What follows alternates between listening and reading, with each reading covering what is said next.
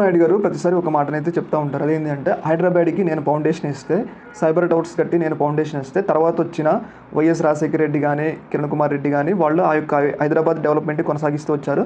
అందుకు ఫలితమే ఈరోజు హైదరాబాద్ అనేది దేశంలోనే 4వ అతిపెద్ద సిటీగా ఉంది.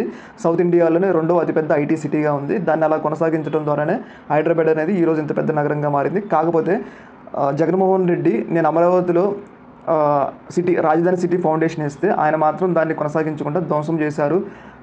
రాష్ట్రానికి రాజధాని లేకుండా చేశారు అని చెప్పేసి చంద్రబాబు నాయుడు గారు అయితే ప్రతిసారి అంటూ ఉంటారు కదా.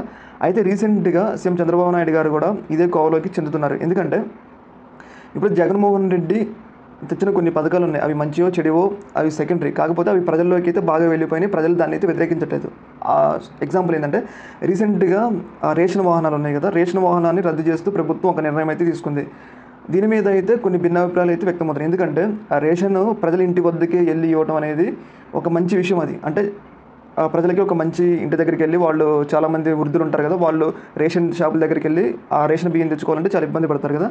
అలాంటి సందర్భంలో జగన్మోహన్ రెడ్డి ఏం చేసిందంటే ప్రజల ఇంటికే రేషన్ బియ్యం ఒక ఆటోల ద్వారా ఇచ్చి వాళ్ళకి మంచి అయితే చేయడం జరిగింది వాలంటీర్ల ద్వారా. అయితే ఇప్పుడు ప్రభుత్వం ఏం చేసిందంటే చంద్రబాబు నాయుడు గారి ప్రభుత్వం వాటిని అయితే రద్దు చేస్తూ ఒక నిర్ణయం అయితే తీసుకుందనమాట. రీసెంట్గా నాదెళ్ల మనోహర్ గారు ఆ విషయాన్ని అయితే చెప్పడం జరిగింది. అయితే ఈ యొక్క మంచి విషయం అంటే ప్రజలకు ఇంటి దగ్గరికి బియ్యం ఇవ్వడం అనేది మంచి విషయమే. అంటే వాళ్ళు ఏం చెప్తారంటే దీంట్లో అవకతవకలు జరుగుతున్నాయి, చాలామంది రేషన్ బియ్యాన్ని తప్పుదోవ పట్టిస్తున్నారని చెప్తున్నారు. కాకపోతే దాంట్లో మంచి జరిగింది, ప్రజలకి ఎంతో కొంత మంచి జరిగింది కాబట్టి ప్రజలు దాన్ని యాక్సెప్ట్ చేస్తున్నారు. ఇప్పుడు ఆ వాహనాలను రద్దు చేయడం ద్వారా అంటే ఒక వ్యవస్థ క్రియేట్ అయిందన్నమాట. జగన్మోహన్ రెడ్డి అనే వ్యక్తి ఒక వ్యవస్థని క్రియేట్ చేసినారు. మంచిగా చెడో ప్రజల ఇంటి దగ్గరికి బియ్యాన్ని అయితే ఇవ్వుతున్నారు. అదొక వ్యవస్థ. ఆ వ్యవస్థని ఇప్పుడు చంద్రబాబు నాయుడు గారు వచ్చి తీసేస్తా అంటే మంచిది కాదు కదా. గతంలో చంద్రబాబు నాయుడు గారు ఏం చెప్పారంటే అలా కొనసాగిస్తూనే అది ఒక పెద్ద స్థాయికి వెళ్ళింది. అంటే హైదరాబాద్ డెవలప్మెంట్ నేను ఫౌండేషన్ వేస్తే అదొక వేరే స్థాయికి వెళ్ళింది. అయితే ఇప్పుడు జగన్మోహన్ రెడ్డి గారు కూడా ఒక ఫౌండేషన్ అయితే వేశారు కదా, వాలంటీర్ అనే సచివాలయ వ్యవస్థ అనే.